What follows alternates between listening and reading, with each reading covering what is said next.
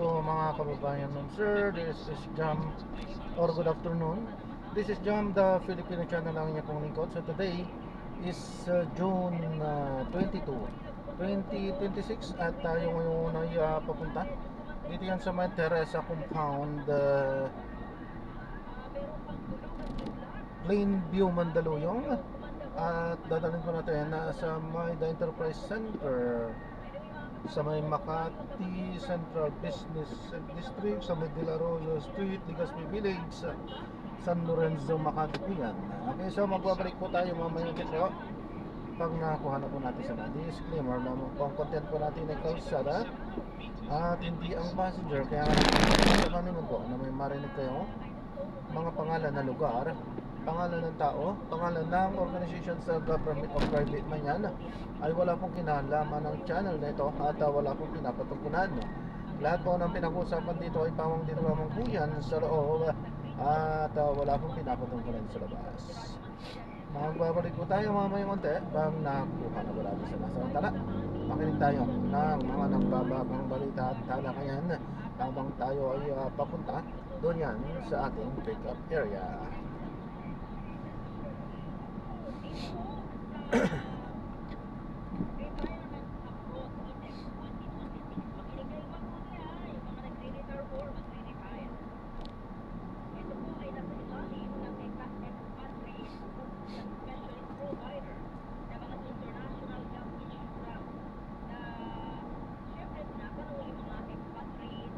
Continue straight at the first intersection.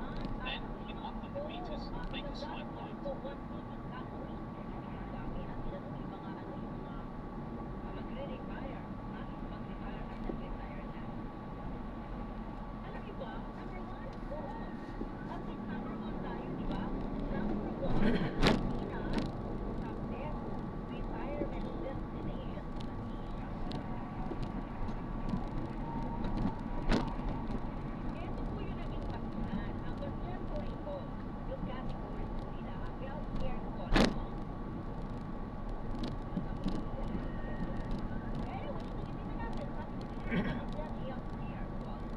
In 100 meters, make a slight right onto Bayside Lucerne.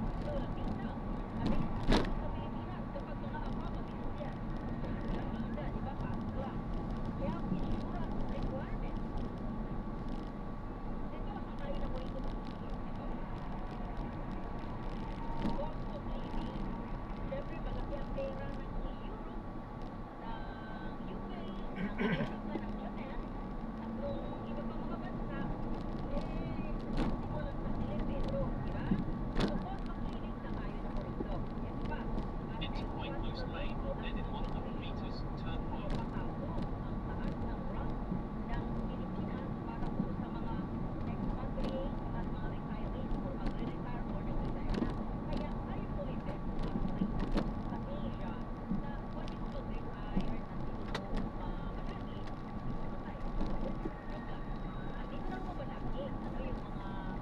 Turn left onto Santo Rosario Street.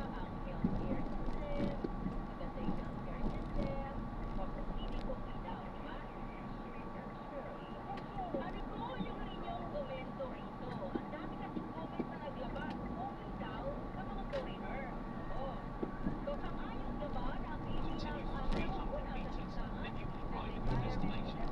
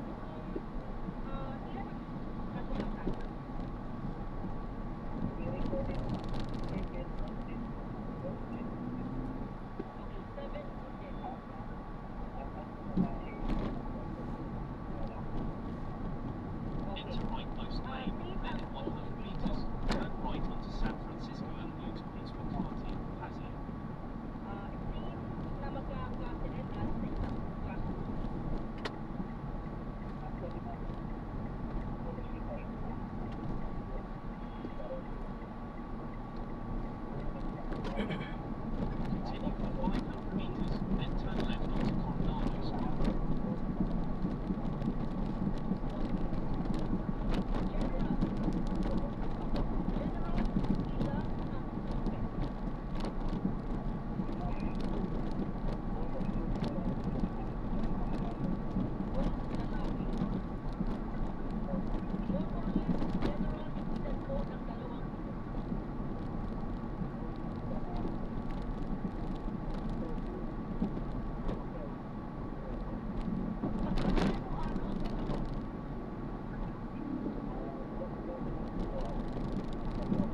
In 200 meters, turn left onto Coronado Street.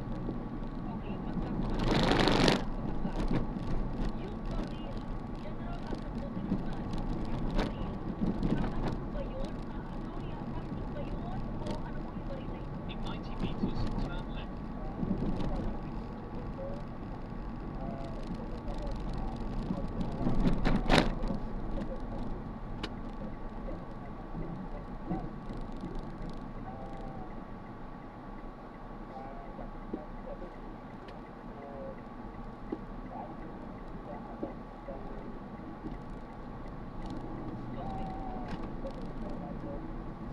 In 200 meters, turn left onto McCarthy Avenue.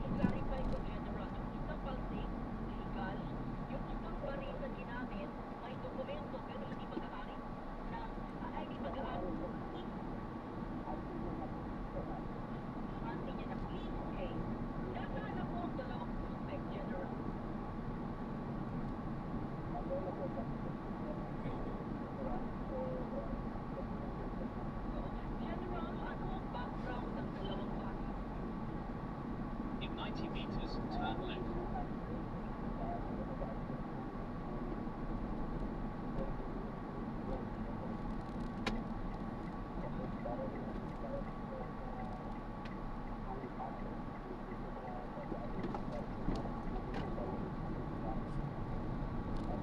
Continue on McCarthy Avenue for 2 kilometers.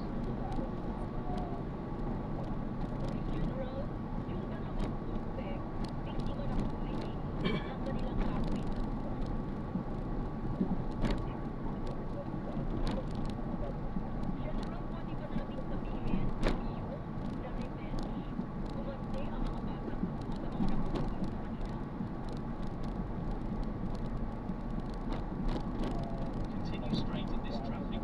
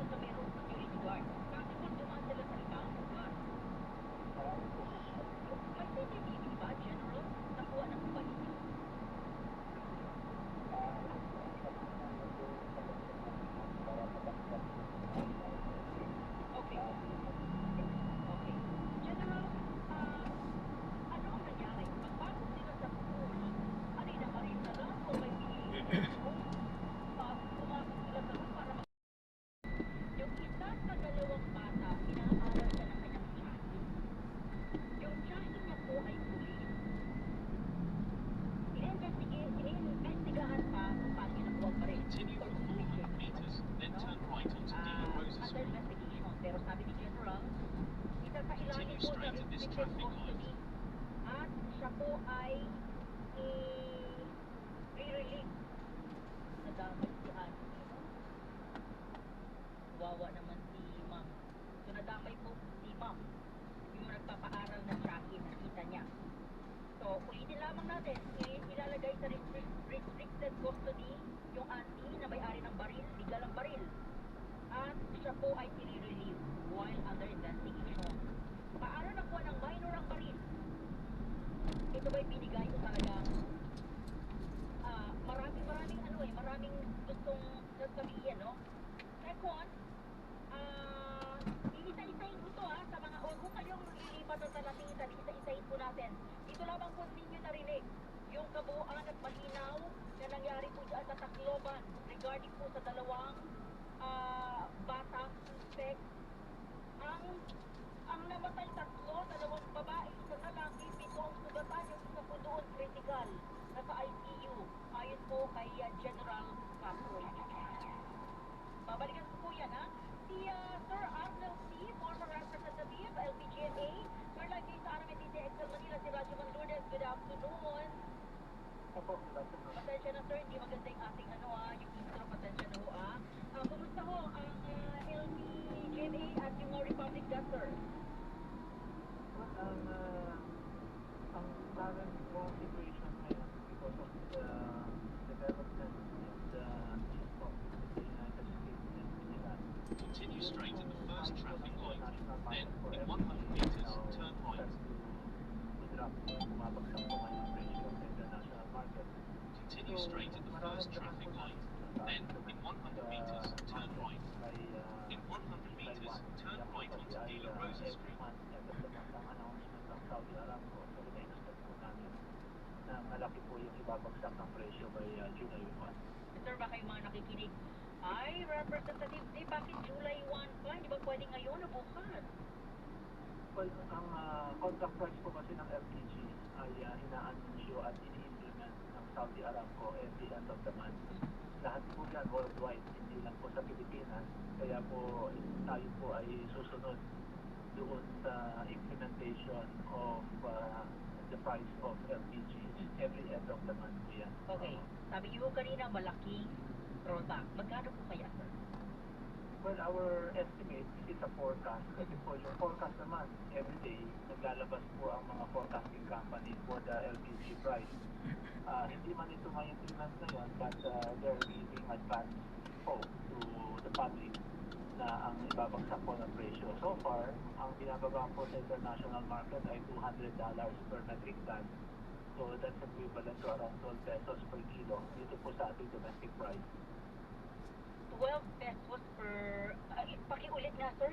12 pesos. 12 pesos per kilo. Yan Wow. ang estimate na maaaring ibaba by July 1. Wow, laki nga, no?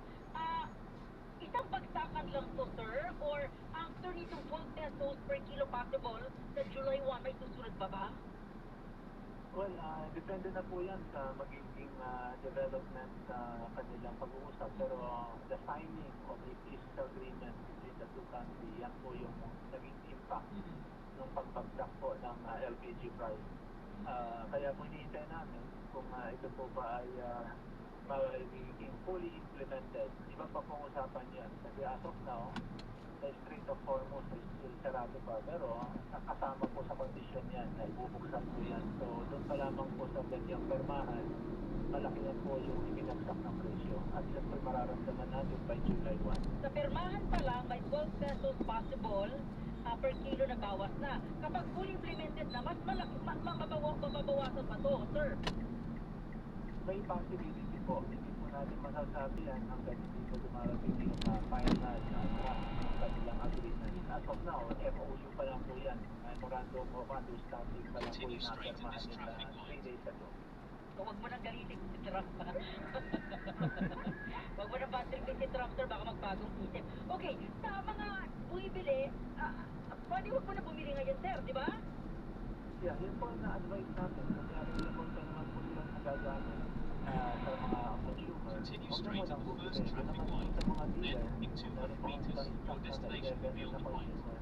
Huwag muna silang mag-stock ng marami dahil malaki po kasi ang ibababa ng presyo. Pero nabanggit nating presyohan, 12 pesos per kilo nationwide. Ah, yung packet dyan, ano po mo? Oo. Yung packet dyan, pag kanan, ano? Okay. Okay, sir, again, huwag mo nang bumili, no? At abangan ang July 1. Sir, maraming salamat sa inyong update sa akin. Mabuhay po kayo. Thank you, sir.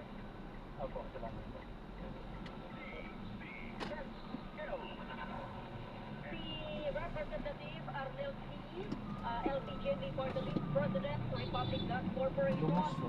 Good news. Magkulit-kulit mo na kayo mga baka. Mababawas po sa LPG starting possible level na to. Basta sa puntahan nila. Sa July 1. Oh, at pag ito po, ano pa lang, nagkakatas pa lang po yung America sa nag-truck, di ba? Oo, ano pa lang, naglalapit-lapit pa lang sila. Pag ito po yung nakakapa na, di ba? Fully implemented na po yung pag-insurance nila. So, mas malaki at meron pa ang bawas yan. So, abangan po, sabi ko ng LPGMA, huwag na bumili. Wait mo, July 1, no? Merong malaking bawas ang presyo po ng LPG sa buong bansa. Okay, sa mga kapupukas pa lamang po ng kanilang branso ngayon, balikan po natin. Sa mga ngayon pa lamang po na Ano yun? 247 po. May 50 pesos na lang po. Okay po.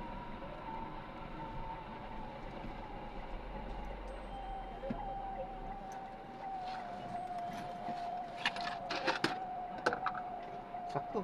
May dalawang 50 ako. Thank you po. Salamat po. God bless po, ma'am. Ingat po.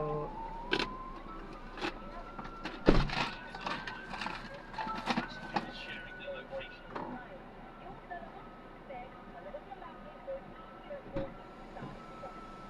Good morning po, good afternoon po. Hello po. Ma'am Jolly po. Opo. Sana laging ganun. Sa... Actually, hindi na ano sa inyo. Hindi na kayo mag-aan. Mag-aantayin pa sila. Opo. Arriving in an hour and 9 minutes at 4:49 p.m. Buti okay lang po sa isang malit nila. Pa. Buti okay lang po sa inyo sa malit. Ayos lang po kahit saan naman po sa akin, ma'am. Yung Si- driver mapili eh. Yun yung mga talagang ang ano po nila eh talagang kita lang. Then turn right onto Sa akin po kasi, sa akin po, sarili kong opinion, serbisyo publiko din po. Kasi pinili ko tong isang ganitong trabaho, hindi lang po para kumita lang. Kundi makapaglingkod din, kasi Saka sir, marami naman pasahero po. Mm, Madalas meron. kasi sinasabi ng iba, wala nang pasok. Meron. Po yung dami po dito, maraming nagkagrab dito. meron po. Maraming beses na rin ako nag-hatid doon. Oo. Yun nga lang ang kaya tinatanggihan po nila, actually ang ano dyan, traffic kasi. Traffic po sa loob, no? Oo, traffic po, kaya hindi po talaga. Bibihira po yung ano. in 40 Pero meters. ako naniniwala. Continue on the same road. Meron yan, kahit saan yan, merong traffic. Saka kahit na maipit ka man sa traffic, ang nag-arrange naman ng ano, pinagkakakitaan si Lord eh. So, traffic man o hindi, kung talagang hindi kalooban sa'yo or kalooban sa'yo, yun ang mangyayari. In 30 meters, turn right at the traffic light. Balak kong napakawalan ng dalawang minor de edad na to. Isa pa rin ang sinabi ni General na ang dalawa po ay iniimbestigahan, pinatawag na po yung kanilang mga magulang at guardian at sila po ay ibibigay sa DSWD. No? Magdidetermine ng mental ability ng dalawang bata. Inaalala niyo yung isang nanaksak ng 7 estudyante, dito rin yata yun dyan sa Cavite. Sila po ay, yung bata po ay sa report ay dinala po sa mental facility. Okay? Yung batang babae na naksak ng kanyang mga kapwa estudyante sa Cavite. In 100 meters, turn right at the traffic Dalawa light. po ay sinurn over sa DSWD. Ang DSWD rin po magdidetermina kung ano ang problema ng dalawang bata. Naglaling sa mental facility rin, no? Kung meron pong, ano man, sila ho ang makapagsasabi niya. Ang mga witness po ay nasa PNP ngayon. 4 na klase raw po ang affected. 4 na room ang affected. Kasi nung nagpaputok sila, yung mga estudyante po, naglabasan na ng room nila, yun na, nagpaputok na lang po sila kung sino tatamaan, no? Pumasok sa room, pero wala po silang pinuntirya kung sino ang papatayin, babarilin, at kung anong room po ang papasukin dito, dalawang mga suspect. So sabi ni General, it's isolated case. Ay natay pa rin po nila kung yung PNP chief ay papalitan, no? Dahil iniimbestigahan pa nga. Sila po ay magdi-deploy ng karagdagang police para po sa mga eskwelahan doon. Sinasabi ni General, kung papayag naman sila, ay susuriin kung yung dalawang bata po ay uminom or nakainom or nagdudroga or nagdroga. Minor dictator pa po ito. Kung yung magulang, yung guardian, napayo pa kayo, lagi sa ilalim para matapos. Kung sila ay uminom, saan sila uminom? Kung sila ay nagdroga, saan sila kumukuha ng illegal na droga? Pero hindi ko rin confirm, magulang po kakausapin ng mga otoridad. As of 3:43 p.m., ulitin ko lamang, 3 po ang confirmed na patay, 2 babae, 1 lalaki, 7 ang sugatan, 4 na babae, 3 lalaki, 10 ang critical at nasa ICU ngayon. Yan po yung pinakahuling detalye po ng shooting incident sa isang eskwelahan dyan sa Tacloban City. Base po sa ating nakausap ang regional head ng PNP, si General Kapoy dyan po sa region. Continue for 1 kilometer, then turn right onto Senator Gil Puat Avenue. Oras, nasa 3:44. Continue straight on this traffic light. That time check was brought to you by ACS Manufacturing Corporation, ISO certified world-class quality. That time check was brought to you by ACS Manufacturing Corporation, ISO certified world-class quality.